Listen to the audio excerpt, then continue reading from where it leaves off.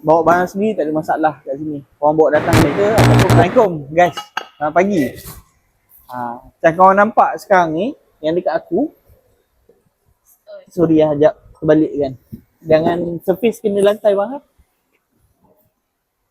Korang tengok kat sini semua barang untuk repair kereta ni lah. Tapi barang ni customer bawa sendiri barang. Okey. Macam kat MEC kita tak ada masalah customer bawa sendiri barang Kita ambil je buat. Kita akan charge untuk labor charge dia sajalah.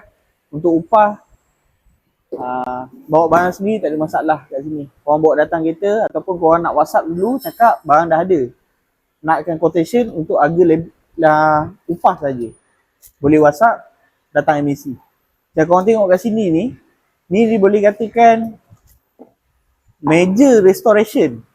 Bahagian suspension, absorber, set, lower arm, link, babush, engine mounting. Bahagian gearbox, kita tukar sekali dengan filter dia. Minyak gearbox, okay. Macam untuk ada setengah customer WhatsApp saya tanya, kenapa minyak gearbox bila tukar filter nak kena pakai lebih? Kalau korang nak tahu, sebab filter gearbox ni duduknya kat dalam sump.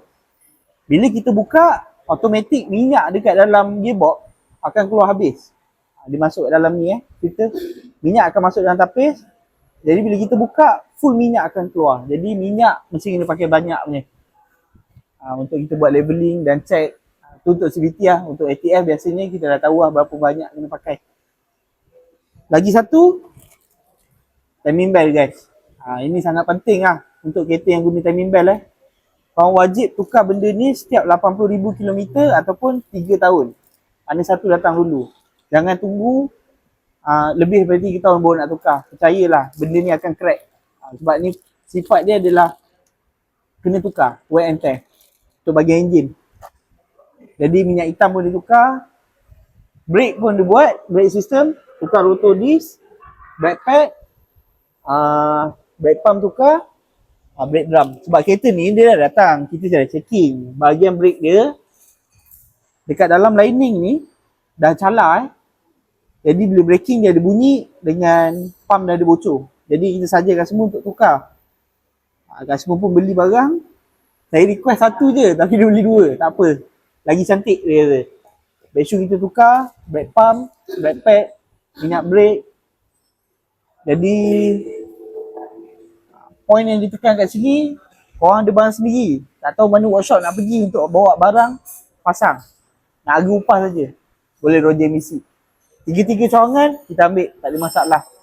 Korang WhatsApp untuk tanya harga berapa harga upah. Masa datang, tunjuk harga upah dekat mekanik ataupun dekat in-charge menjaga lah. Jadi kita tahu harga upah dah dapat Okay guys. Jadi MEC bukan buat aircon je. Semua kita buat. Tayar dengan helmet je belum buat.